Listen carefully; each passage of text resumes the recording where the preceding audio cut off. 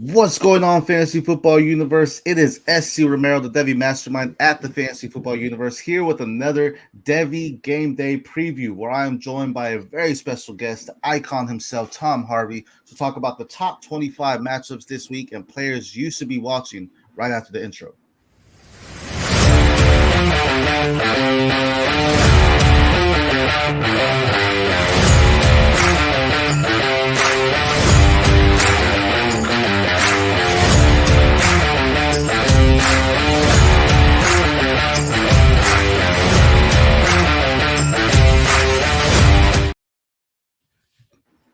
Whoops, got there. Fantasy Football Universe, what is going on? We are live for the next episode of the DEVY Game Day preview featuring Week 4 matchups of the top 25. And as I mentioned, I am joined by the icon himself, Tom Harvey. My man, how's it going? Doing good, buddy. It seems like it's been forever since I talked to you.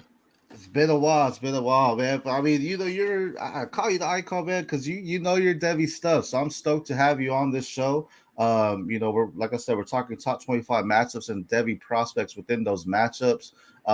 Before we get into it, is there any game specifically that you're like, man, I can't wait to talk about this one outside of Tennessee? I know you're a Tennessee fan. I say, you know which one I'm talking about.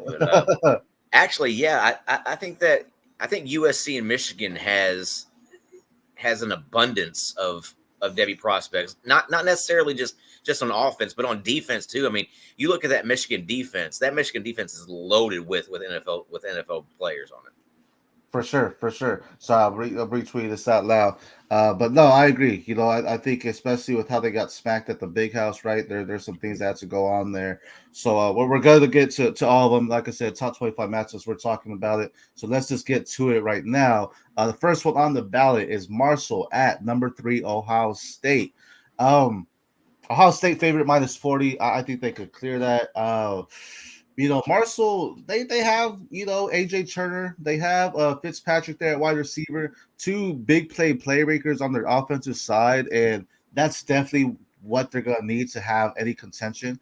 There's less than 1% chance that Marshall wins. Anything can happen in college football, right? Ohio State could have their bad day, but Marshall can maybe cover this, spread if those 2 guys come out hot and just have the big plays. I mean, AJ Turner, the running back, 222 yards on 14 carries, phenomenal. And then Fitzpatrick, 8 receptions, 170 yards, 2 touchdowns. However, Ohio State, I just mentioned those 2 guys from Marshall. Ohio State has 2 great running backs, Quinshon Judkins, Travion Henderson.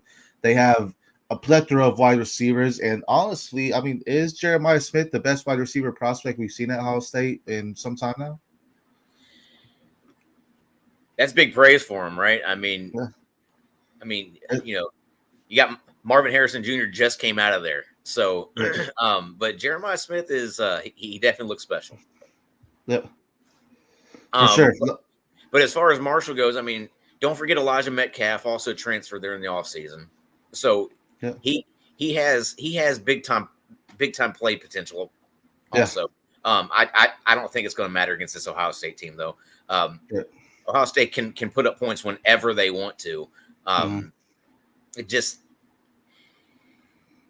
they're too overmatched. Right. Between Judkins and Henderson running the ball, and then you got, obviously you got Egbuka, you got Tate, you got Jeremiah Smith. Don't forget you got Brandon Enos, who was also a big time five-star prospect who struggles to see the time. So, and so I just think Ohio State has way too many weapons. They're the number 2, number 3 team, depending on which poll you're looking at. So they're that for a reason, right? Yeah. So I just think playing a team like Marshall, they're going to overpower them way too much here. I think 40 I think the 40-point spread may be conservative there, honestly. Yeah, I mean, for sure. I think they did that because of their big play guys, right? Because it's like these guys can score in seconds, because of how they are. We have a couple questions here right now. 118. Do we enter start sit questions? My man, if you have them, we'll give them an answer for you. And then someone else here said this is more NFL, but we're a fantasy football universe. Should I trade Kyron, and if so, for who? I yes, you should trade Kyron Williams. That's what I'm assuming. Unless you're talking about Kyron Lacy. Kyron Williams, yes, trade him for a first if you can. If not, it depends what your team's like. I like Josh Jacobs over him. That's someone you can get. If you're talking Kyron Lacy, who's the LSU wide receiver, man, honestly, if you could, because Emeka Ibuka hasn't been as flashy as what we've seen, the highlights on Jeremiah Smith. If you could trade him for Jeremiah Smith, I would go do that for sure. For Kyron Lacy, I think Kyron Lacy is a good prospect to sell if you can. Especially if you can get a rookie. If you're looking at maybe Nick Marsh, Michigan State's looking nice. Plus Nick Marsh plus because he's a freshman, right? What are your thoughts there on Kyron? Kyron Lacy, I just don't know if you're going to be able to get the value you want out of him right now. He's kind of skyrocketed a little bit, and if you were selling him in the offseason, obviously you would be, you would have sold him really, really cheap, right? For sure. But now, I just don't know if people are going to be willing to pay that type of cost you're going to want for him, right, just because of the way his value has kind of shot up. Yeah, you're gonna need the big game from him to be able to sell super high again. I think right now LSU, I love them, but I also think at times they haven't shown what we thought they were going to show out the gate, right? Just to go out there and explode there. Hunter came back. Should I start Brian Thomas or Cam Akers in the flex? Man, I'm a Brian Thomas guy. I think that's the best wide receiver for Jacksonville Jaguars. He's a field stretcher. Thing is, right now, he's not getting the targets there, so I understand wanting to start Cam Akers. But to be honest, I'm still hesitant on Cam Akers. I know he looks nice. He probably gets the full workload this week, but I feel you gotta go Brian Thomas because of the big play potential there. Do you agree with that? Or you think someone else? This is kind of a difference of volume versus potential, right? Boomer bust with Brian Thomas, and the Cam Akers is going to get the volume just because he's the only running back healthy in Houston. So for sure. It really depends on what you're valuing. Do you want the boom potential for Brian Thomas, or do you want the clear volume that Cam Akers is going to give you? Kind of also depends on how the rest of your lineup is constructed. Because if you have more boomer bust guys on your already in your lineup, you may not want to start Brian Thomas. You may want to go with the volume of Cam Akers. Yeah. So it just kind of depends on on how your lineup's constructed. That's good thoughts. I also think earlier in the year you can go more boom bust. Where in the towards the end we know where you're at. If you're playoffs, you might play a little bit more conservative. Where Cam Akers, that volume comes in, so a good reason there and good topics there, boom bust or the currency volume. But I think Brian Thomas, I think he's doing phenomenal things right now, and I think it's only going to grow as the season prolongs there too. Get back to Ohio State there. Thank you for the questions, guys. Will Howard too, man. I think Will Howard, kind of finding his own too. And we're not talking about Colin McCord, but Colin McCord is doing his own thing too. But I mean, I think we love what we're seeing out of Will Howard in Ohio State now, just because it seems a little bit more that the ball's moving. Like we talked about a lot last year. It was this very conservative last year with McCord. Like we weren't seeing the passes downfield as much as we like. We're seeing this, and maybe that's Jeremiah Smith coming in and doing the things, but now we're seeing a lot more. Maybe it's Quinshawn being in the backfield that they're thinking, they're gonna give it to him all the time. But I think that's an underrated quarterback, for the team that's actually helping them, grow even further. Yeah, I mean, I think last year they were kind of scared of their running back depth and their running back health issues, because TreVeyon Henderson couldn't stay healthy, Chip Trayanum couldn't stay healthy, right. Alan Hayden never saw the field because he was never healthy, right. And then Colin McCord wasn't the same type of running threat Will Howard is. Right. Will Howard can take off on you and go get 10, 12, 15 yards at a time. Right. Because Colin McCord was, more of kind of a statue back there.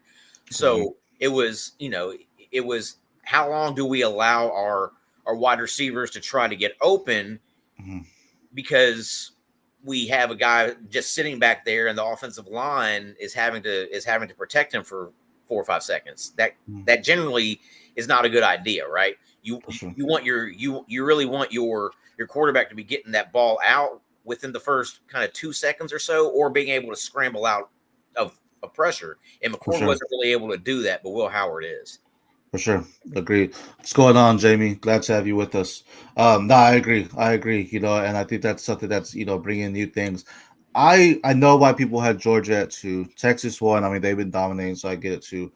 Ohio State, man, I think they could be 2. Like you said, depending on what poll you look at, they're 2 or 3. But I mean, I think everything's clicking for them. And I know they go to Oregon in a couple weeks. That's gonna be a tough matchup, man. And they have weapons everywhere. Like I don't think they have one weak area right now. So I mean, they're just clicking on every single cylinder. So that's big for them. And as you mentioned, they have people just in the barrel, that they haven't even unleashed yet. So that's huge for them there. Let's go into the next game. It's NC State at Clemson. Clemson number 21. Clemson is favored by 18. I mean, this is gonna be a good game, right? Week 1, Clay Kubnik, it was like, all right, this guy's we're dropping him, right? No one's talking about him. He did horrible. Week 2, he came out and just balled. And now we're going into this one where it's like, okay, what is happening here? Is this offense really something we need to pay attention to? Is this something that needs to be looked at more? They have a freshman wide receiver in Brian Wesco, 4 receptions, 135 yards, and 1 touchdown. But on the flip side, NC State has, one of our past, co-host here, Andy Pham, Kevin Concepcion, right? 22 receptions, 199 yards, and 3 touchdowns, doing phenomenal things. And they have Jordan Waters, who's looking pretty good for them too. 156 yards on 2 touchdowns. I got to check before. Grayson McCall is out, if I'm not mistaken. He's out. And they have Bailey in there, who's a freshman, if I'm correct. CJ Bailey is a true freshman, yes. Yeah, so the offense may be a little bit more unorthodox this week, with the true freshman there, but you have some playmakers on offense too. Clemson should win this, and it's probably because the true freshman in there. Like this would have been closer with McCall probably. But favorite, minus 18. I think Clemson pulls this off. What do you think?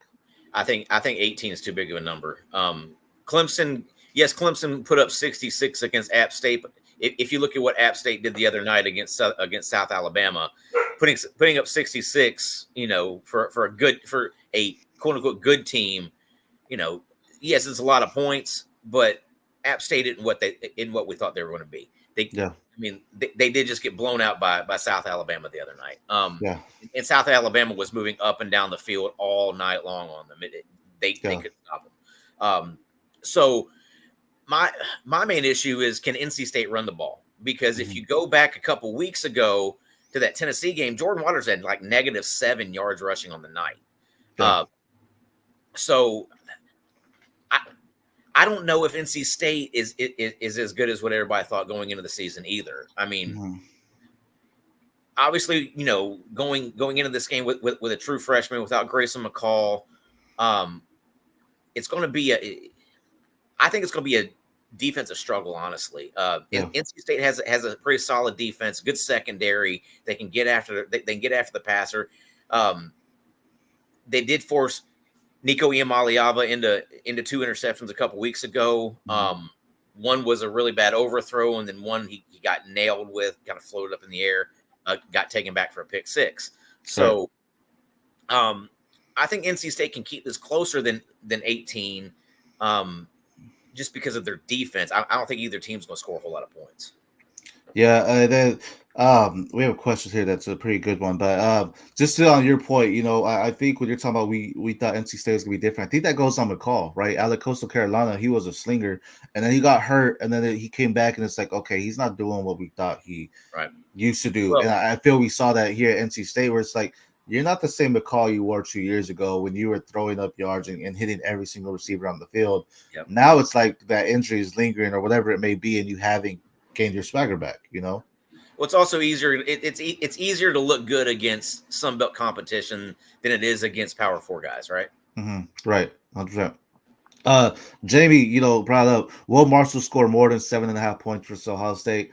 Yeah, I think, like I said, they have those 2 big playmakers there for them, and their running back and Turner, and then Fitzpatrick at wide receiver. Where I think that it's possible they can get 2 scores, whether that be 10 or 14. I think they can. I think they hit over 7.5. I don't think it's a straight 0.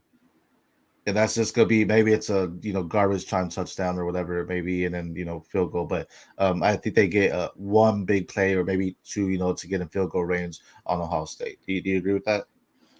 Yeah, I mean, you probably see a 56-10 type of game. Right. Yeah, they'll get blown out. Dicey Dogs, nice to have you, my man. Let's see here. This is gonna be a good one too. Arkansas State at Iowa State. Iowa State 20 there, favorite 21. Um, Arkansas State has not been what I thought too. You're talking about NC State, doing something. Arkansas State just hasn't been rolling. I mean, they're 2-1, but Jalen Rainier, 3 interceptions, 3 touchdowns, is not what I thought he was. The flip side, Iowa State, man, Abu Sama has really high on him this year. And right now, only 22 carries, 94 yards. He hasn't even hit that century mark quite yet. I know he got banged up a little bit. And then Jalen Noel's looking really good. 13 receptions, 268 yards, and 2 touchdowns. Solid wide receiver. I think that's a slept on wide receiver, too. He needs to be on radars. But what are your thoughts here? I mean, if you go back, what was it, last week? Arkansas State only lost 28-18 at Michigan. Yeah. So, I mean, does that say more about Arkansas State, or does it say more about how bad Michigan is? I don't know. Sure. But Iowa State has become more of a passing offense this year. I mean, you look at their wide receivers with Noel and Higgins, and then Rocco Becht has been really, really solid. I think that 21 points could be a little low there. I think Iowa State is going to put up some offense here today. I agree. I think that's going to be really good for them there and just what they can do. Arkansas State, I think they need to get rolling, like you mentioned, against Michigan. I mean, Michigan, I feel, is like just struggling in general. Right now, I think they're trying to find out what their identity is, and that's causing them to have some hiccups during games as well. So they definitely took advantage by just putting up some points there for them. Ohio State should be pretty nice there. This is a good parlay, Jimmy. He said Marshall over 7.5. I like that. Buckeyes over 40.5. That should be good. And then total over 48. Total over, yeah, because Buckeyes will cover most of it. So if Marshall can get 10 points, they'll get over 48 for sure. Let's see here. Next one, we have Kent State at Penn State, number 10. Penn State favorite minus 48.5. Pretty sure that's our biggest spread so far here today. Penn State's rolling, man. I mean, we're seeing Singleton take over the reins. That I've said it over and over. The top prospect, the running backs in this 2025 class. Your top 8. I am not. I said it on my Devy Diamond of Lamar and Hampton. I really though. I think picker's choice on how you want to rank them. And that includes Katron and even Nicholas Singleton, where I think both could have their arguments of why they can be a top back in this class, if not the one. And of course, there's other running backs too, but I mean they just have arguably the best dual backfield in the nation right now, just with Katron and with Nick Singleton, Drew Allars. Let's not forget Trayvon Henderson and Quinshad Judkins there. That's what I'm saying. Arguably there. That's where it comes in, where they're looking nice. They're hitting on all cylinders. Drew Allars looking better, right? He's 5 touchdowns, 1 interception so far. He is looking better. He's looking a little bit more confident in it. But let's be real. Penn State runs through their running backs, through Nick Singleton, through Katron Allen, looking phenomenal. And I think that's the key to the game on winning or losing. If you want to win, you need to stop them. If you want to lose, you're not going to stop them. But what are your thoughts here? Yeah, let's not forget about their true freshman Quentin Martin either. He's probably their next good one, right? Yeah. My issue with Penn State is what weapons on the outside do they have to throw to? I mean, obviously, Julian Fleming, fine, whatever. When they're tight end, yeah, But whenever Penn State plays a good team, what are they going to have to be able to use on the outside as far as their weapons? Right. Playing against Kent State. Kent State's the worst team in FBS. Let's be honest here. Yeah. They are 134 out of 134. They're terrible. So the 48.5 line probably isn't too big of a stretch to think Penn State can do that. The thing I'm watching is, can Kent State score points? Right. They haven't been. They didn't last week. They got shut out 71-0 last week. So, and gave up 65 in the first half.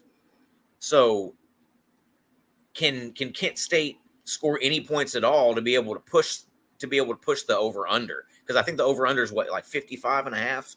So that's what I'm looking at is the Yeah. over under here. Yeah, 55 and a half. No, I don't think so. I think Penn State can hit them on all cylinders. I mean, Kent State's 0-3 right now. They're not effective enough to move the ball at all. So I think they're going to be big there. Again, I just think this is huge for Penn State. They're 2-0 right now. You know, the Big Ten is going to be rough. You know, down the stretch, we're getting into the bulk of, or the meat of the schedules. Right, the first 3 weeks we're like, nah, this is happening here. Now we're getting into the bulk of it. So there's huge things happening here. Let's see, you know, what's happening with them. But I think Penn State pushes this to the limit.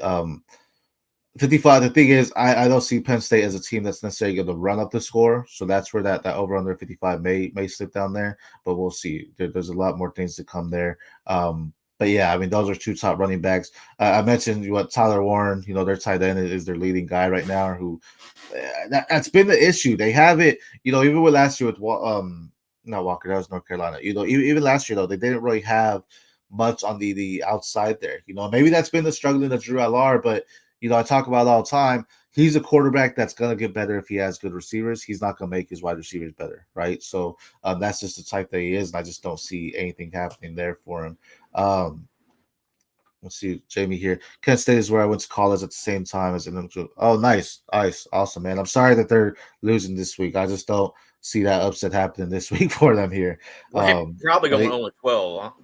And he's also saying it's 57 on DraftKings, the over under. Yeah.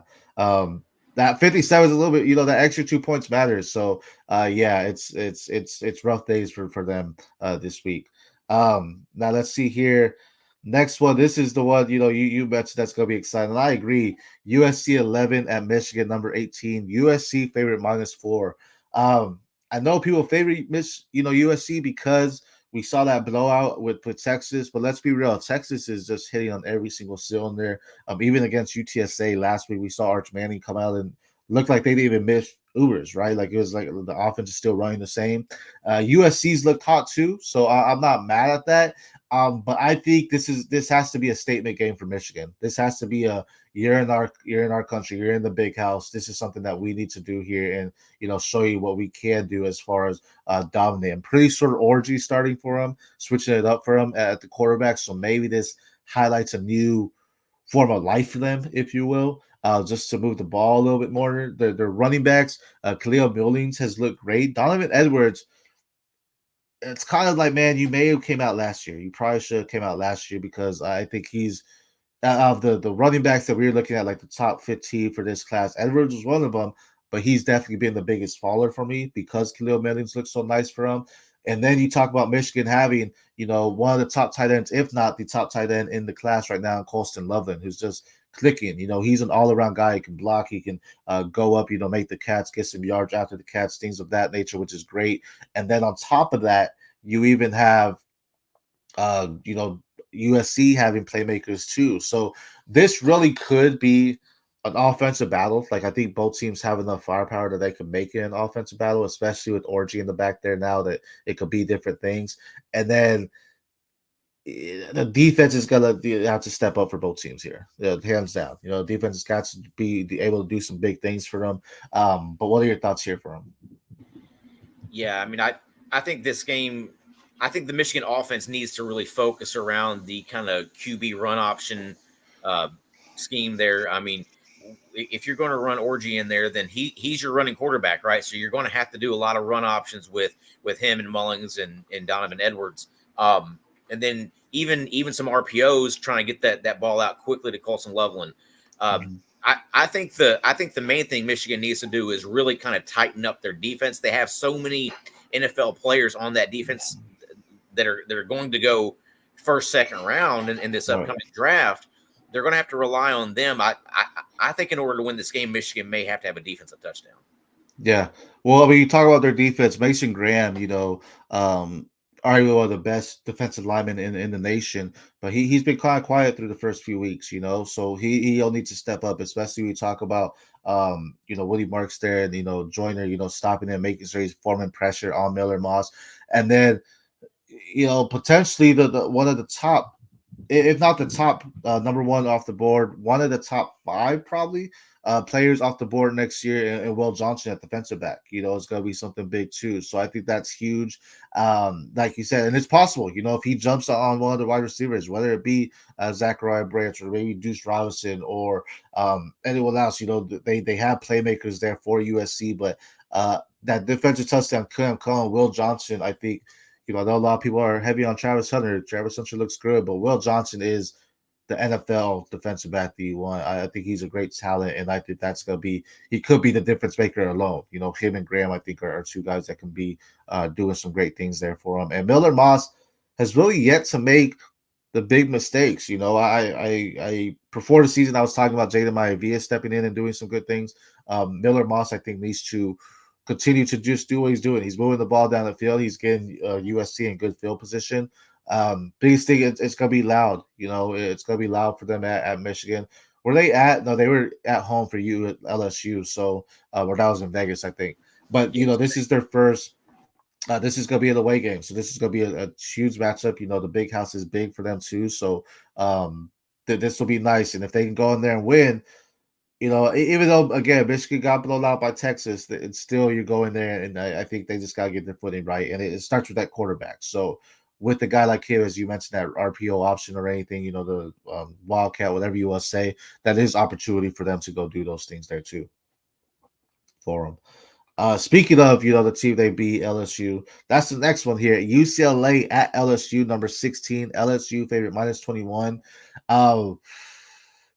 They should cover this. UCLA has not been hitting on what I thought. I thought they were going to be a lot better than what they are as far as just moving the ball with the momentum they have. I don't think UCLA can pull this out. I think LSU is starting to click. I think we're getting towards the scary part of what LSU can be with Nussmeier and Anderson and the Lacey, in there as well. And honestly, we saw last week Caden Durham, kind of take the backfield. Is the backfield his now? I think so. I mean, after John Emery got hurt, I think that they were kind of forced to see, okay, well, what does Caleb Jackson have? What does Durham have?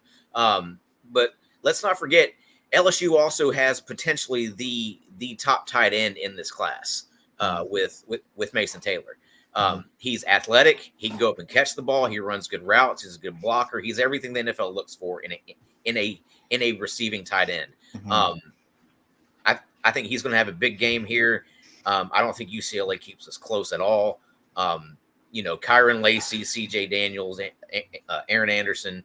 I think this game is Chris Hilton playing in this one?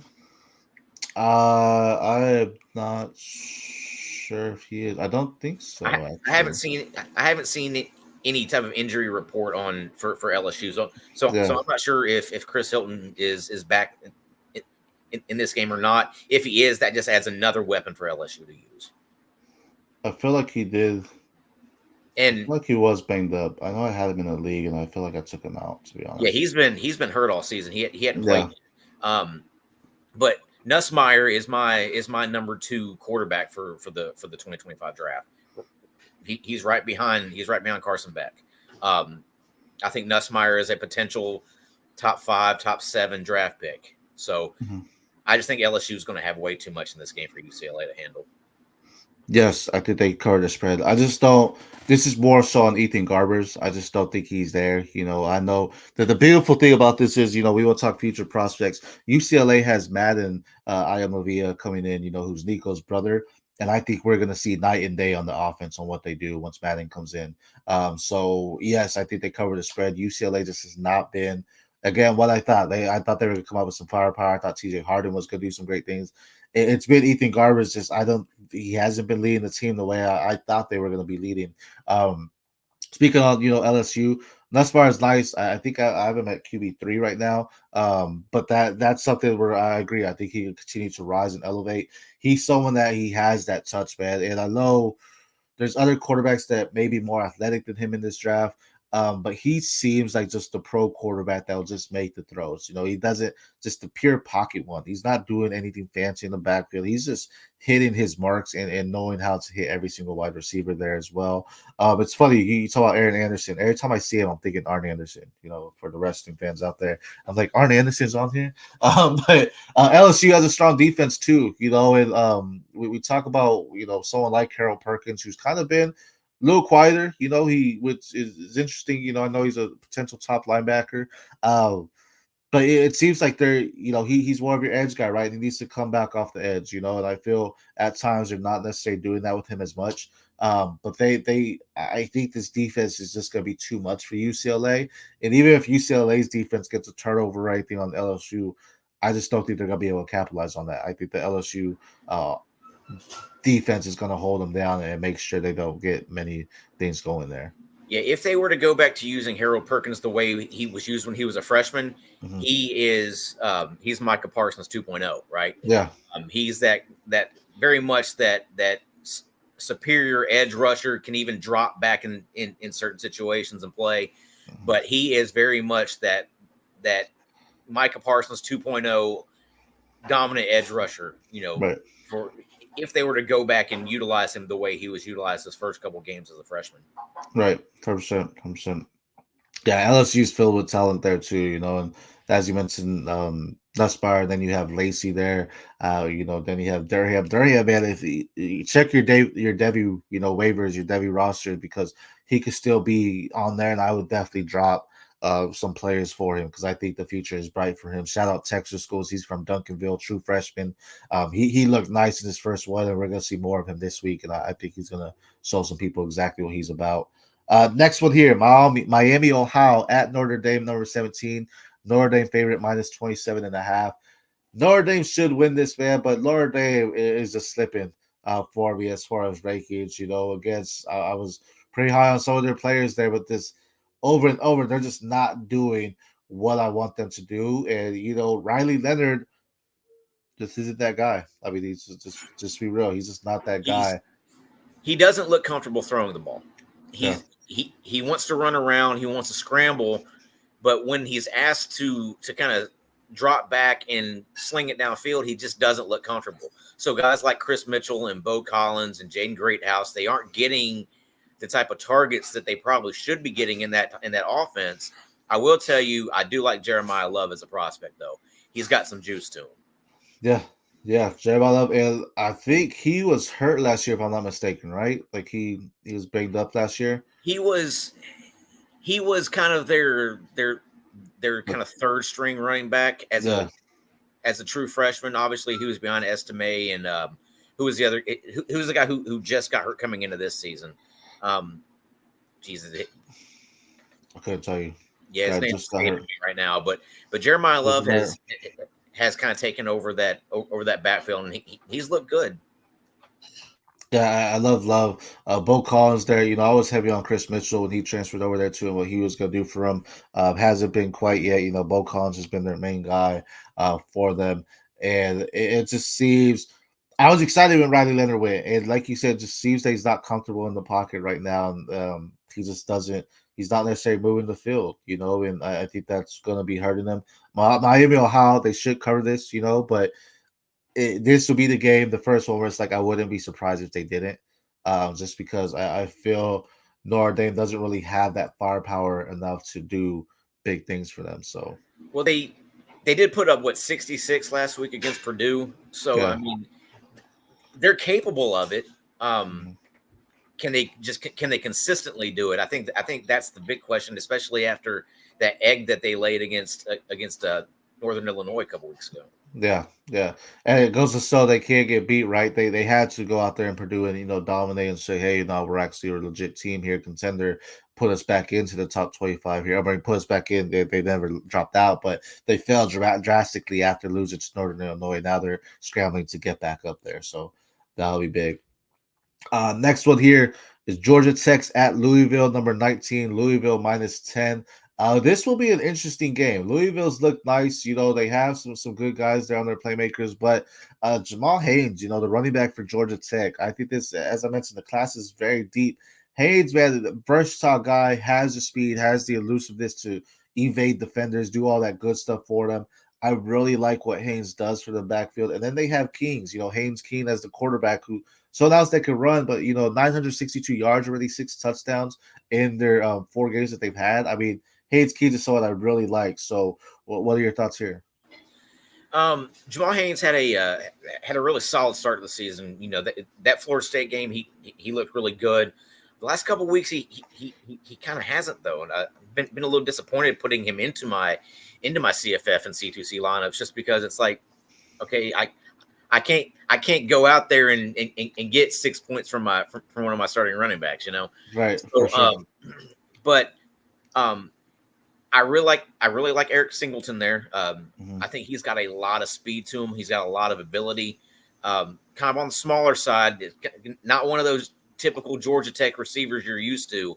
But he has good speed. He has good route running abilities. They get him. They've gotten a little bit more creative the last couple of weeks with the way they get him the ball in space. On the Louisville side, though, it's like, man, I really wish Colin Lacey would. I really wish Colin Lacey was healthy and was on his way back here soon. That's the difference maker there too, right? Losing him, that was a big guy, big loss for them as well. For what they can do, Ja'Cory Brooks is also there, which is looking nice for them. But Colin Lacey, I think once they lost him, that kind of hurt them drastically there. Granted they are still 2-0, so this will be a nice game. But Georgia Tech, I mean, I think they're one of your top underrated teams because I think week in, week out, they go out there and play their best game. As you mentioned, Jamal Haynes hasn't looked the best here, but I still think Louisville continues to go out there. And that goes with Keene. I feel Keene stepped up in those games too, and he's looking really nice as well. I don't consider him a heavy prospect, but I do like his talent. He's a great college quarterback, I feel like. Can he be drafted? Sure, but I think he's, still has a lot to learn. But I think this game is going to be close. -10. I think we might see a 3-point game here. Yeah, I mean, I think this game could be pretty close. At Louisville, you're probably giving them the 3 points, right? So yeah, I mean, you're probably looking at probably a touchdown type of game. Yeah. This next one is a good one. Buffalo at Northern Illinois. Northern Illinois sticking in there. Number 23 favorite -13.5 there. I'm pretty sure Buffalo is without their top wide receiver in what's his name? I can't give me 1 second here. Just trying to blank. And Nick McMillan, that's one of their top guys there. I'm pretty sure they're without him still. He got banged up a couple weeks ago there. But I do like Buffalo. I think they're a nice team there. This will be a slobber knocker type of game. I don't expect it to be a high scoring one. So -13.5. I would take the -10. I don't know if 13.5 is happening. But what are your thoughts with this one? Yeah, I actually took an alternate spread on this one earlier in a parlay I placed. I took Northern Illinois -7. I think that's probably a fair number here. I think Ontario Brown's going to do whatever he wants to on the ground, but Northern Illinois likes to control the ball. So I think you're probably looking at 20 plus touches for Brown there. If he can get you over, 140, 150 total yards today, I think you're going to be really happy with that. Yeah, he is yet, he hasn't hit that century mark quite yet in this game. He has, overall, but not in the game. So yeah, this could definitely be happening with him. And he's one of your G5 guys to keep an eye on. There's tons of G5 talent. We always say don't scout the helmet, scout the player, right? So he's definitely someone to keep an eye on because I think, day 3 prospect that has some, especially with the new kick return rules in the NFL, and Ontario Brown could, definitely be someone like that to go out there and do some good work for a team on a fantasy perspective too. So I do enjoy that. This one is one of my favorite ones to talk about, actually. That's going to be Utah, number 12 at Oklahoma State, -14. Utah -1. So basically, it's just, do you think Utah wins? Straight up, it's possible, man. The way Ollie Gordon has looked the past 2 weeks has been, you want to forget about it, right? He's arguably one of the top running backs in the nation as well. But these past 2 weeks, if I'm not mistaken, he's averaged like under 3 yards per carry. and that's not good with a running back that can get fed the rock and just do great things for him. Trying to pull up his full stats here, but that's something where he's the life pulse of the Oklahoma State offense, right? And yeah, under 3 yards for the past 2 weeks and have 17 carries in each. So get him going. It's nice. Oklahoma State though does have other playmakers there and Stribling as well, and Presley as the wide receiver. Cam Rising, I do believe he's playing, if I'm not mistaken. They're saying he's going to give it a go. Obviously, with a bad throwing hand, you never know if he gets hit on that hand, he could be coming out pretty early. Yeah, and he's someone. Man, what luck has he had, man? Feel for the guy because he's someone that can definitely go out there and do some great things for them. But Bowman's also been balling, in the games that, we have Ollie Gordon struggling. You have Alex Bowman coming out and doing some great things for Oklahoma State and moving the ball, as I mentioned, Stripling and Presley there at the wide receiver. So Utah is known for their defense. They have a strong, pure defense. They have guys that get after the quarterback. They have guys that can drop into coverage as well. But I think Oklahoma State needs to take this one. Utah can't win, but I think Oklahoma State says that we might see them flip flopping rankings here. But what do you think on who wins? Yeah, with a 1 point spread, it really is a pick 'em here. I think it being at Oklahoma State and the way that they can sling the ball around. I mean, like you said, you got Presley, you got Stribling, you got Citron, you got Owens there. I think all four of those guys are able to make big time plays. Even if Ollie Gordon isn't on his A game, you're still able to really spread the rock around. I think they have way more offensive ability than what Utah has, and especially if Cam Rising isn't fully healthy, I take Oklahoma State to win this one. Yeah, for sure. And then they have guys that can, cover as well. Trey Rucker, I've been talking about him the past couple of episodes, the safety for Oklahoma State. Guy that can just cover everywhere on the field, so that's going to be a problem for them in the secondary for Utah as well. So if Cam Rising's not in the backfield, we saw it last year too. If he's not the quarterback, the team kind of struggles on offense. And I think that's a big playmaker. I want him to be healthy because the team is definitely better when he's on the field there. So I'm going to take Oklahoma, though, straight up on this one. Next one here. This one's a nice one, too. Vanderbilt at Missouri, number 7. Missouri, favorite -18. Now, I know people are heavy on Ted McMillan, but also I feel something like Luther Burden. Luther Burden has yet to really show that dominance. It's been Theo Weiss that's looking really nice for Missouri there. But still, I have him as the wide receiver one. Still, I just like what he does as a talented wide receiver. He's physical. He knows how to make his cuts effectively. Still getting his looks. So don't get me wrong. He's still involved. We just see a lot more Theo Weiss, at least making it. And that could just be the coverage on Luther Burden that they're giving him. But they should cover this for sure. Vanderbilt, to me, hasn't looked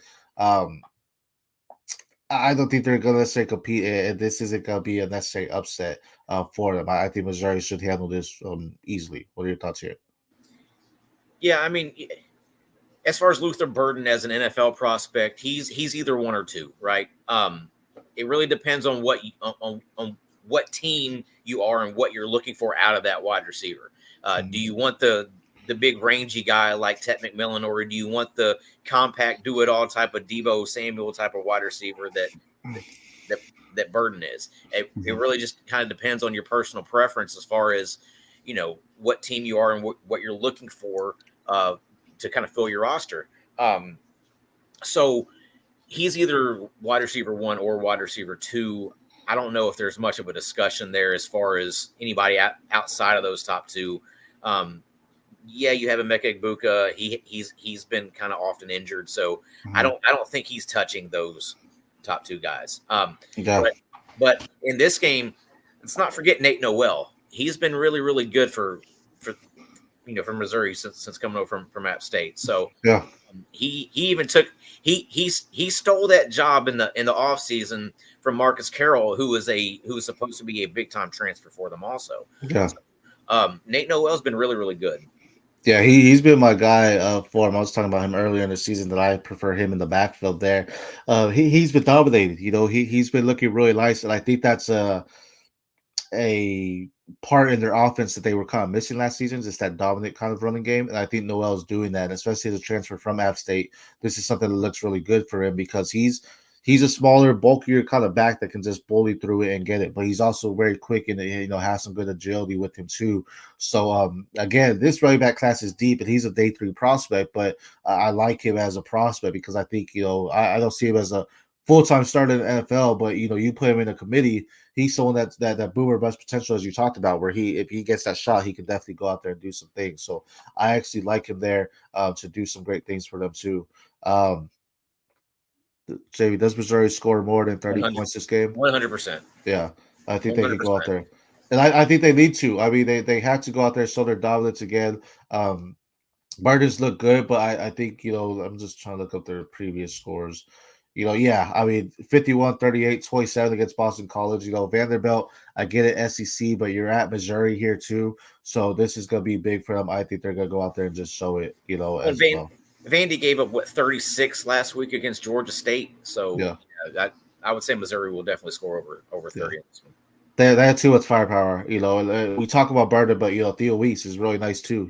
That's a day 3 prospect who we talk about wide receivers that always slip into day 2. Theo Weiss is one of those possibilities. Just the season he's having so far. Their tight end Brett Norfleet is also going to be a pretty big prospect here in the next couple of years for them. Mm-hmm. Let's go. Miami number 8 at UCF South Florida. Miami favorite -17. Before we get into the full scouts on the players here, is Cam Ward the current lead-in for the Heisman? Possibly, yeah. I mean, the way he started the season off, that team has been really dominant, and I think this game's going to be a shootout. Honestly, I think Cam Ward's going to put up 350 plus again today. I think Byron Brown for South Florida is probably going to put up, over 300 total yards too. In between his running ability and the way he can throw the ball to Sean Atkins. So I think this game's going to be up and down the field. I think it's going to be a shootout. I think that 17 maybe. I think that -17 may be a little high though. I think South Florida can keep it closer than that. It's just, especially, I mean, is it really an away game for Miami, right? South Florida, you're still in Florida, so you might have some good people traveling with you there. The thing with Cam Ward, so Miami doesn't really have a home field advantage anyway. Yeah. Nobody goes to those games. Yeah, but so with Cam Ward, last season he was dominating all season. Like we saw some great things going for him all season, and then he just started struggling. Like I'm pretty sure through the first 3 or 4 weeks, he had, one of the top completion percentage. He was just hitting everything. He was striving, and they were 4-0. And then like Colorado last year too. I mean, they were undefeated, and then they just started slipping.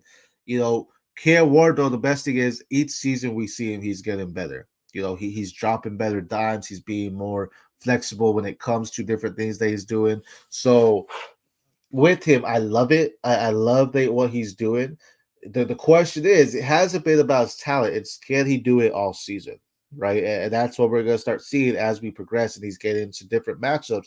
First 3 weeks for a lot of teams are basically like scrimmages in some sense. It's like, all right, this year, just go out there and, let's see what you're about, right?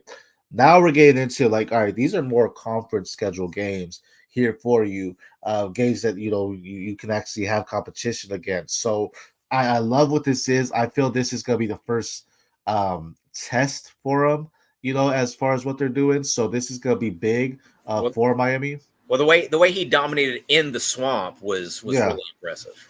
Yeah, but at the same time, we were seeing Florida. And it's like, Florida. I mean, they're on the verge of getting rid of their coach. Florida's not good to the standard of a Florida team. They still have. I mean, they still have SEC talent. They're just not. I mean, they're just not a good Florida team. Yeah, the coach needs to come out and do. I mean, the whole Lagway stuff. Don't get me started on that, but that's something different. Where I feel Lagway is the better quarterback there, moves it better. But we then talked about the running backs. That could be the change maker. We said it could be a shootout, but Miami has two solid running backs in Damian Martinez and Mark Fletcher. Who can make some plays. They also have Jordan Law. They have AJ Allen. They have just a plethora of running backs after dispersal. Where that could definitely be the change of the tide. This could be a game that's all about the possession. You have a lot of games in Laura, sure, but this one could definitely be who's able to control the clock more and keep the ball in their hands longer just to drain out the time, but then also score. So I think that could be something where if we're not seeing them go heavy with Cam Ward, it's because they're trying to say, all right, we just want to control that clock and we're going to use our running backs and just keep them fresh all game there too. Yeah, even if they're able to lock up guys like Xavier Restrepo and Jacoby George, I think Miami can utilize the middle of the field with their tight end Elijah Arroyo. I think he's really kind of stepped into his own. We've been waiting for that to happen over the last year or two, and it just it just didn't really quite click until this season with him. Right. Yeah, Elijah Arroyo, that great tight end too. I think that's an underrated prospect that people kind of forgot about him, but he's just a great athlete that I think can go out there and do what you need for fantasy perspective. So keep an eye on him. Restrepo's climbing ranks too, man. I think every year when we talk about differences in the classes with the wide receivers in this class, there's a teardrop. You have your top two, you could argue top five. Emeka's not in my top five anymore. I don't think he's dropped. I think that's just because the offense is looking crazy with Jeremiah Smith, right? So he's falling there. But then you have Xavier Restrepo, where I think he's going into that next tier, right? I mean, this is just a guy that's very elusive, knows what to do when the ball's in his hands to make defenders miss. So I'm excited to see his climb. And he's so where again, I could see him as a day two prospect. Before the season, I had day three. I think he could slip into that day two kind of prospect, though. Man, he's kind of reminding me of like what Ladd McConkey was kind of early last season, right? Where you're kind of looking at him like, okay, maybe this guy could have NFL potential. Yeah. Even though he's put up way more numbers than what Ladd McConkey did. I think that's kind of more opportunity situations there, but I think we can kind of look at those two type of guys as being somewhat similar. Yeah. Yeah, no, I agree. I think that's something that's a good comp there. And they're just feeding him. I mean, they know that's the one there, and they're getting talent there. We talk about Nightcar, Josiah Trader, freshman, Nightcar, freshman, two guys that just the future looks bright for them, what they're doing in Miami. It's some great things going there. And they might be the team to be in Florida in general, overall. So I really like it there. This is your game, so I'm gonna let you get. But Tennessee number 6 at Oklahoma 15. Tennessee favorite -6.5. I know you are a Volunteer through and through. So what are your thoughts on this game? Yeah, Tennessee offense is going to put way too much pressure on the Oklahoma defense for the Oklahoma offense to even try to keep up with them. This is going to be an outscoring type of situation. Yes, Tennessee's defense has been fantastic this year. I think they're number 2 or number 3 overall defense in the entire country, but they're also the number 2 overall offense in the entire country too. So Nico Iamaleava, my QB1 is you're probably looking at him as being the potential number 1 overall pick in the 2026 draft. Yes, Oklahoma does have a fantastic young quarterback themselves who could be a top 5 pick in that class also. I just don't think Oklahoma has seen the type of offense Tennessee is going to throw at them. Oklahoma's been banged up a little bit, especially on that offensive line. So again, Tennessee defensive line with James Pierce and Amari Thomas and Bryson Eason and Tyree West and the 10 other guys that they're going to throw at you because they rotate a lot on that defensive line. Mm-hmm. They're going to wear the Oklahoma offensive line out. For sure. And let's not forget Dylan Sampson is working his way up into that, upper echelon of draft eligible running backs also. For sure. And touch on a few things here. Nico QB1 also. He's my Devy QB1. I think I think if he was going out this year, I'd have him over every quarterback in this draft. I've said it time and time again. This guy is just very elegant, man. You look at the best comparison I could give to Nico is water.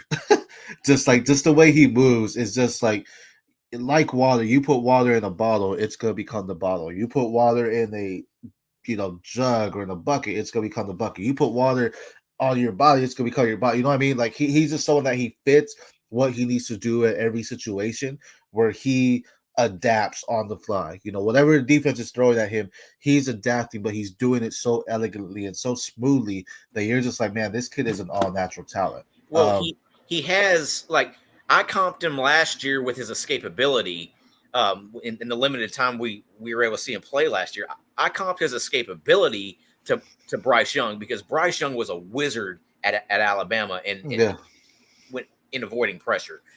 He could get out of any situation, but in his running ability, he's not quite Lamar Jackson, just because he's not as fast, but he can run now. He can take off and go.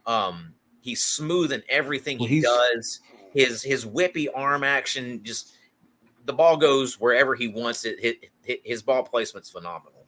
I mean, he's if I'm not mistaken, Lamar Jackson's like 6'2". He's 6'6". So I mean, he's not moving like Lamar, but it's also because he's a little bit taller, so he's not having to take the quick steps. He has longer strides when he's doing it, but he has the ability to extend plays. And I feel he's a type of quarterback where Lamar and multiple dual threat quarterbacks, I feel when the lane is there, they're gonna run. They're gonna say we're gonna take it. Nico can see the lane, but until he needs to take it, I feel he's still looking at his wide receivers.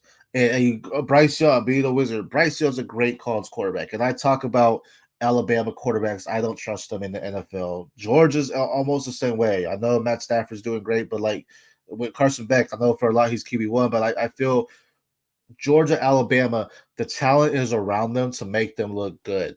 And then you get these guys in the NFL, and because they have such good prospects at their top draft picks, and they go to a team that has nothing, and they can't do it. They can't make it happen. Nico, on the other hand, is a quarterback that elevates his wide receivers. Because if you put him in the Alabama or the Georgia, team, they're blowing up every score. They might have 100 points ready in one game because of the talent that's around him and what he can do. He doesn't have that talent there. That's not knocking, Dante Thornton, Chris Braswell, Brew McCoy, anyone you want to say their scroll right, Sampson there as well. But it's to say Nico is the one making them look good because what he's doing in the backfield to make sure these guys are getting open. He could throw it in the tight windows, but he's also just throwing dimes. Like he's allowing his wide receivers time to get open. It doesn't matter if the pocket's closing on him. He's still mobile, and his pocket awareness is so strong, that sixth sense, that spidey sense. When someone's coming behind him, he knows he needs to escape and make the play there. So that's what I love about Nico. I have my prospects post series on fantasyfootballuniverse.com where I talked about Dylan Sampson versus Danny Stutzman. I think the air raid from Tennessee, that can go unmatched there for Oklahoma.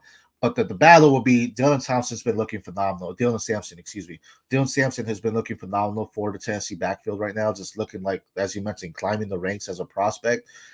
Danny Stutzman, honestly, right now, he might be the top linebacker in the class. He is looking phenomenal. He is lights out. He is closing gaps, at the line. He is making sure he is disrupting every running lane possible. He is getting to his guys. He's making the tackles.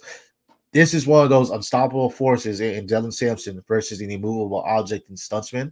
So if Stutzman's able to knock out Sampson, that's just I still have Tennessee here because I'm not a huge fan of what Oklahoma's here doing. Jackson Arnold hasn't been what I thought so far. I think he showed a little bit of struggling. I think when the pressure gets to him, he struggles. That could be on his wide receivers. He has Deion Burks. Yeah, I know Deion Burks had a big game. But outside of that, you're not looking very much. If they shut down Deion Burks, that's it. It's the offense is over. They are bringing. They got Nick Anderson coming back today. He hasn't played yet this year, so that's a big time get for them. And also on the Tennessee side, left tackle Lance Hurd is going to be out, so Dane Davis is stepping in to start for him. So that could potentially be a big loss on the offensive line for Tennessee. Yeah, and then you have Mason Thomas and John Jerry, potentially, causing impact on there as well. And maybe that's the key, right? Try to gain the pressure on that side and get to Nico. But Nico is just so fluid, man, where it's just looking, we're seeing a different offense here. than what Hendon Hooker was, what Joe Milton was, right? Just in what he's doing and how he's elevated, and I think this is gonna be a tough matchup for him. Nick Anderson should do some great things because he's a field stretcher for him. I know a lot of people were really high on him going into the season, so maybe he starts to climb the ranks again. But I think he's no more than a glorified field stretcher. Sorry, I just think that's where he's at. And if they can take advantage, sure. I just think there's going to be too much for them to do with that offense, like you said. Nico has a lot of firepower, but it's not the firepower that put him in and give him any receivers. If his top three are out, he's still going to make the plays happen because that's how good he is. So, next one here, Bowling Green at Texas A&M. A&M's 25. They've been slipping here. A&M favorite minus 22.5. This one's interesting because Bowling Green, I think, can actually cover this potentially. They have a nice tight end in Harold Fannin, who I think is underrated prospect there for them. That can do some big plays. Very versatile for them to make big plays as a big body. Probably a day two guy, honestly. Yeah, and again, that's so we're saying not scout the helmets, but so that could be a difference maker for him. A&M has some good guys. It comes down to the pressure. One guy I was looking at is Torian York. He is one of my top linebackers here. Because I think he's someone that can add that pressure there. Nick Scordon hasn't been what I thought, for him, since transferring Samar Turner there. They lost Edrin Cooper, excuse me. So that's going to be, big, but adding the pressure is going to be key here because they have that tight end in Harold Fannin that can, beat them over the middle. So the linebackers, I think, will need to step up and make sure they're giving proper coverage to him. But it's going to be interesting to see Le'Veon Moss, he's their backfield, right? They lost Ruben Owens early, so see what he can do. Cyrus Allen, looking okay. Wyman Owens is back. He was back last week. So we could be looking at a kind of a big day for Ruben Owens. He came back last week for them, which is a big time get back for A&M. They're going to need him and Moss to be kind of a dynamic duo in order for them to be able to move the ball, especially if they go back to Connor Wigman from Marcel Reed. Marcel Reed is more of a fit for that offense, but they're quarterbacks don't lose their job to injury, right? So Connor Wigman is probably going to be the guy whenever he comes back healthy. Yeah, I was JB Bowling Girl pregnant. Defense, well, happy man. baby mama day to you. Yeah, right. This is you mentioned Connor Wyman. I mean, Marcel Reed's getting that start, right? So this could be big. Injuries happen, and like we're gonna talk about Arch here soon. Connor Wyman hasn't looked great. I know to a lot he was a top prospect too. I don't know. In my overall, for a 2025 class, I have him outside the top 20 right now. He's just it could be the talent. I just don't know, man. I don't even know if he comes out this year. He may stay another year. If he stays in school, I think he transfers out because I do think they go to Marcel Reed eventually. Yeah, and it's just to be honest, I don't know. It could just be the A&M coaching staff right now. We saw Evan Stewart. Evan Stewart's not doing. He's doing some good things at Oregon, but I just feel the coaching staff isn't developing their players in the sense that they need to. So that's a big part there. But I don't. I'm not in on Connor Wyman right now. I mean, I think Marcel Reed did look better, in his limited time, and we're gonna see it this week where he can do it. I think they moved the ball a little bit better with Marcel Reed there, and yeah, Wyman can transfer. I think Wyman will get I don't think they're gonna separate from him. I think when he comes back, they're gonna put him in, but I think Marcel Reed's gonna show enough where it's gonna be like, hey, bro, if you slack off this next game, you're done for. So.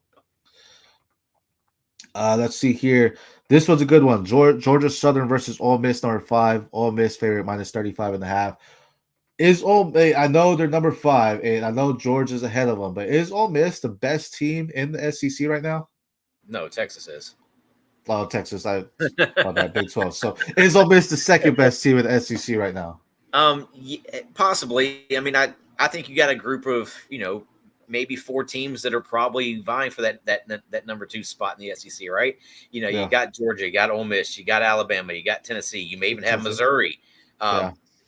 Totally depending on what Missouri can do, you know, for the rest of the season. They have a really light schedule, so you're probably looking at 4 or 5 teams that can vie for that number 2 spot on Texas right now. So, I mean, Ole Miss is good. I mean, Jackson Dart's playing like an All-American. Trey Harris is playing like an All-American. They don't have a running. I don't want to say they don't have a running game. Parrish has been pretty good for them, but it's not Quinson. But he's not Quinshon Judkins, right? He's not a bell cow type of running back. He started off at Ole Miss, transferred away, and then came back. So he's okay. I don't think he is. I don't think he's a draftable running back. Let me put it that way. He may be a undrafted type of free agent running back, but I think offensively, you're looking at Dart, you're looking at Trey Harris, you're looking at Caden Prescorn. I think those are probably your 3 main guys right there. On the Georgia Southern side, Duran Burgess should be getting some love, I think. He's a good wide receiver. Georgia Southern can put up some points. I don't know if you watched that Boise State game, but they can get up and down the field. Yeah, they can. I just don't know if they're going to do that against an Ole Miss defense. Ole Miss is looking pretty nice on defense too. Spoiler alert: I have Dart as my QB2 right now. I have him behind Ewers for it. So that's something where I think he is playing lights out. The question coming in was, how is the offense going to look without Quinshon? When you don't have that, workhorse running back in the backfield, what are they going to do?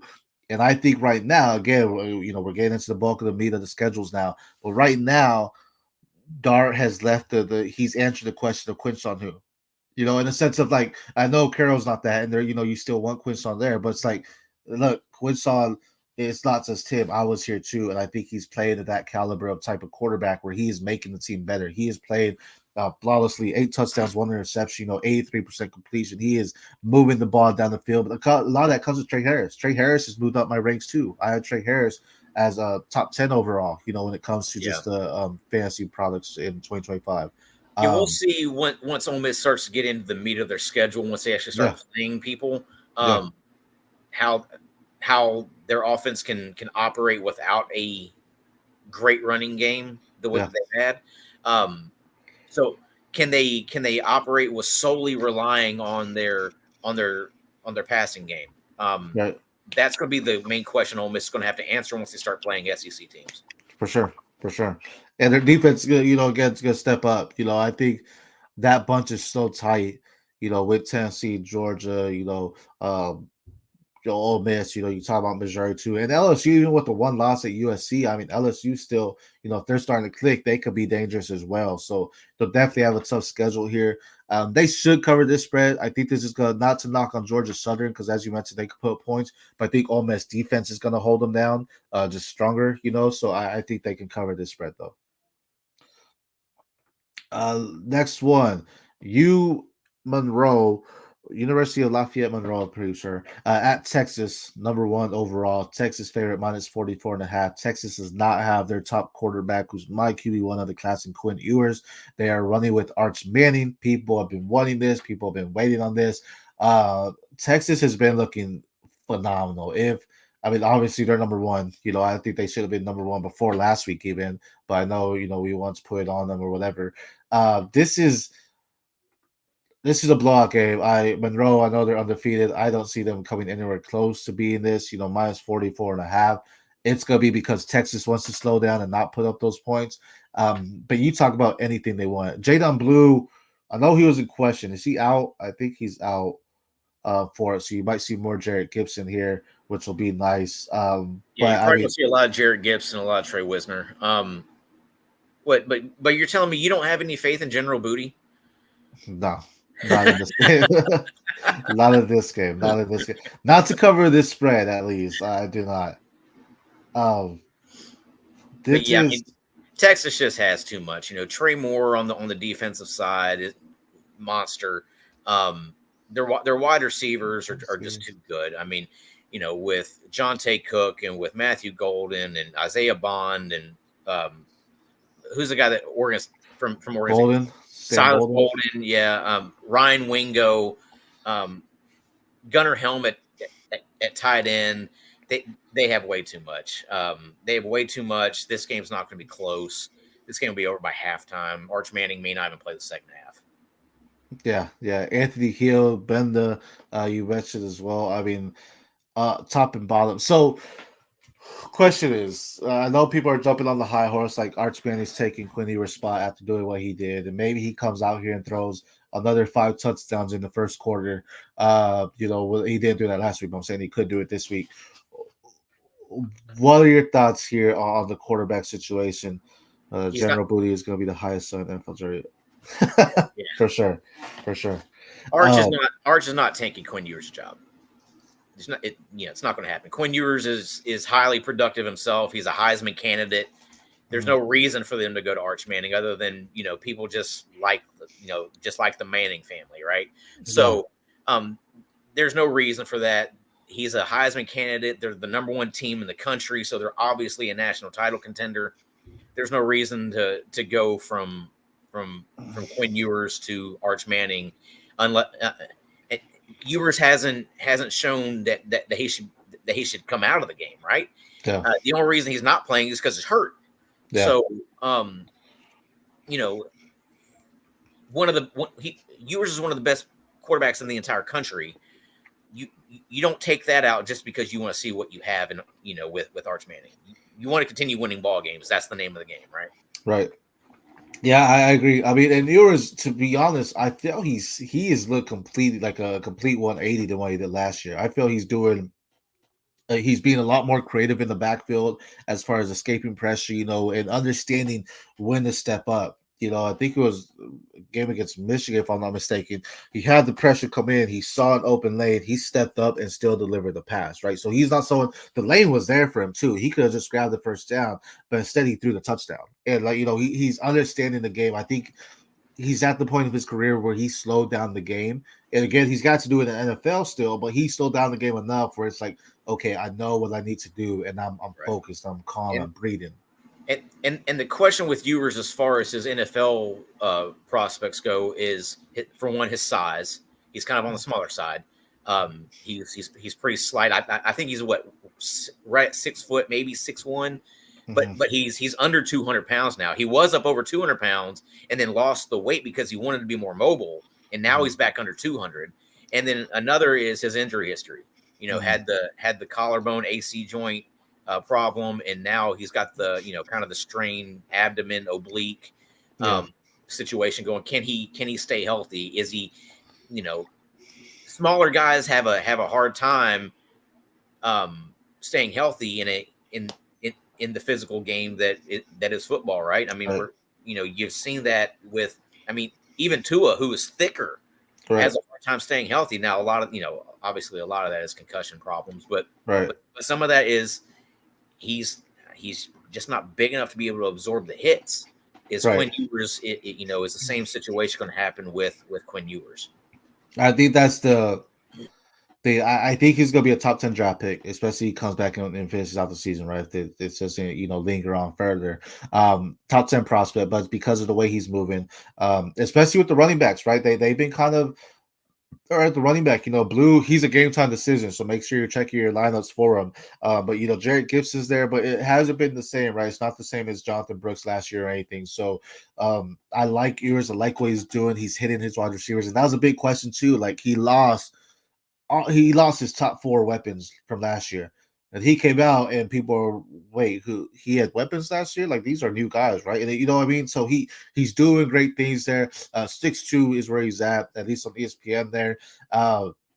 So I think, again, we're getting into bulk schedules, right? This is against Monroe, so it should be it. It's okay for him to sit out. It's going to be interesting seeing, right? The question for Oklahoma and Texas was how are they going to compete in the SEC? We're going to start seeing that starting, I believe, next week for them. So, getting into some SEC matchups, some actually like this isn't the Big 12 anymore. Let's see what you're about. So that's going to be it. And I talked about slowing down the game. That's good. You need that because the SEC defenses move quick. Like top to bottom, majority of defenses have someone in the front seven and the secondary. They know how to gain pressure. They know how to interrupt, passing lanes, how to close in on gaps, everything like that. So it's really going to be interesting to see what they do.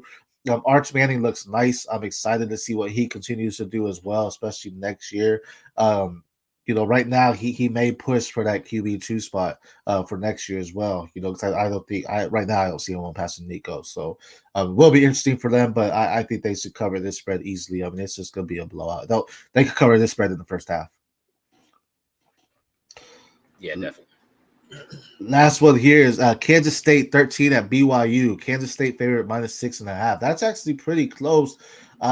Kansas State, man, Avery Johnson's a solid quarterback with some mobility. They also have, another top prospect who I think is right outside that top tier of running backs in this class in DJ Giddens. But I'm not mad if someone has him in the first tier as well, because I think he has that capability of being a 3-down back for you. He has size. He's fluid. He's elusive. He can break tackles, everything like that. So I actually like what he can do as well. But that's gonna be the tell of the tape here. BYU has some good players there as well. They're 3-0. They're doing good things. You can never necessarily take them out. It's at BYU, so that may be a deciding factor here. Jake Retzloff is doing some good things for them at quarterback position as well. But what are your thoughts with this game? You mentioned DJ Giddens. I have him kind of around that RB5 type of range. You could pretty much slot him in RB5 to RB8. My opinion. I think they're kind of interchangeable. I personally have him RB5 right behind Devin Neal. I think those two guys are very, very comparable to each other. I think Giddens has more ability in the passing game. I think Neal has more shiftiness to him. But I think as far as where they're going to be kind of drafted, I think they're going to be kind of drafted right around each other. And then, Avery Johnson is going to be a good college quarterback. I don't think he has much in terms of an NFL future. He's not quite the passer. For sure. But I do think that K-State's going to blow them out. I don't think, K-State took down Arizona last week, 31-7. Yeah. Arizona has the ability to put up a lot of points. But they didn't last week. I think K-State's probably going to put it on BYU today. Yeah, and I think you talk about Avery Johnson. I mean, he's another layer to the running game. I think this is a good team that you have to take, in fact, their quarterback and their running back and making the big plays, right? So I think that's a huge part for them and what they're doing.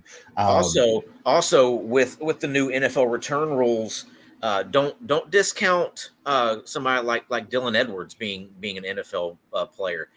Very small, but very, very fast and quick and shifty. Can get through holes, and I think Dylan Edwards has a really good future as an NFL return man. Yeah, he's consistently growing, right? Like we knew it was Giddens' backfield, regardless, but Edwards is coming in and second most carries behind Giddens outside of Avery Johnson. That's the quarterback, but I think that's someone to look at as well. Giddens, I currently have him as RB9, but I think I agree. I think he's a prospect. I really think we could see 10 to 12 running backs. Maybe that's a little high, but I think we could see a lot go into day two. I think there's argue for 2 or 3 to potentially go into this class. I think Quinshawn may stay. I think just to get the full carry that Travion goes. So I think that's something where it pushes another running back up. But I think we're this is a deep class. Whether I said it, I did my Devy Diamond thing in Lamar and Hampton. This running back class is going to feed families. This next running back class, and Giddens is part of that. He's just a great back. Again, knows how to break tackles, knows how to get big gains at times as well. But I think he's just going to do phenomenal things. They should cover the spread. I just don't. BYU's 3-0, but I just don't think they have the defensive firepower to stop Kansas State's running game. Yeah, I'm going to differ with you on the Quinshon Judkins thing. I think that's why he transferred to. Was because he did not want to be the 25 touch a game guy. So I think he transferred for his final season just because He wanted to share the load. He did not want to use all the tread on his tires going into the NFL. I think this is going to be his final season. I think he's probably going to be a early day 2 guy. I don't see Quinshon Judkins as being a first rounder. Honestly, I think there's 2 potential first round guys in this class, and that's Travion Henderson and Nick Singleton. I don't necessarily think that they both will go in the first round, but I do think that they have first round potential. You don't think Gency's a first round? No, I think Judkins is probably early day 2 guy. No, Gency, Austin Gency from Boise State. No, he's probably. I have Gency behind DJ Giddens, honestly. I think Giddens has more NFL potential, mainly just because of what we've seen as far as competition, right? It's kind of hard for those G5 guys to move into the upper echelon of Devy prospects just because they don't play anybody. Right. So, yes, Ashton Genty is a great college running back, and obviously, that first game of the season against Georgia Southern proved that, right? Right. But is he a high caliber NFL type of running back? I just don't know yet. For sure, that's fair. I think that's a great thing to talk about is Genty, because he's showing the elusiveness, but again, it's like he did it against Oregon, but Oregon, that's a team that I feel struggled, and I talk about my show, the O at CFP Nation, where it's like their first 10 quarters were not good. They didn't get good until their last 2 quarters against Oregon State. Their first 10 were not good, and that's 4 quarters against Boise State. Right. So we're going to see a different team. They had the bye week this week, so we're going to see a different team going into UCLA next week. Yeah. But that's big, and I agree. I think people are jumping on Gency. I like him as a prospect, but people are definitely jumping on him because it's like, okay, this is someone that's dominating. Can he win the Heisman? Sure, because he could easily put up 2,500 yards this season. I mean, he's I don't know exactly what his pace numbers are, but he's doing phenomenal numbers. But it's also a guy where it's like he's the guy in the backfield. I mean, I know they have Seth Gaines there as well. But again, like, is he doing this what Quinshon was doing against SEC teams? Right. Is he doing this against, what Travion's doing against Big Ten, whatever it may be, right? So that's where it becomes a tell the tape there and what they're doing. He's looking nice, but I know people have him as a first-round pick now because of it. But, yeah, I think you got to mention it, like, G5, man, it's going to be very hard for him to climb those ranks there. You rarely ever see G5 running backs taking that highly. It just doesn't happen. Mainly because, again, it's a competition level. Right. It's one thing to do it in the in the Mountain West. It's another thing to do it in a big time conference setting, week in, week out. Right. Obviously, he did it against Oregon. But again, Oregon had struggled against Idaho the week before. Oregon struggled, that in that game against Boise. Oregon struggled in the first half against Oregon State. Yep. Does Oregon, plus, again, it's one thing to do it in a one-game setting against an Oregon. It's another thing to do it every week against an Oregon type of team. Right, for sure. No, I agree. I love what he's going to do. And to be honest, though, with him being G5, teams may not want to say, hey, we want to take that early shot on him, but he can definitely be the sleeper then, right? He could definitely be someone where it's like, oh, snap, maybe he is. Maybe the team's messed up on him. But, because he can fit, like, people will say Kamara, right? Just because of the scat back type of deal he could do. Sure. But Kamara, I feel also has to earn that too. So it's like, all right, we have to see what's going to happen here. So I actually like that. Kamara had the pedigree, right? Kamara started off at Alabama, then went to UT, and then, Kamara had the pedigree. Genty doesn't really have that, so he's going to have to prove more than what these Power 5 or these Power 4 running backs are having to prove.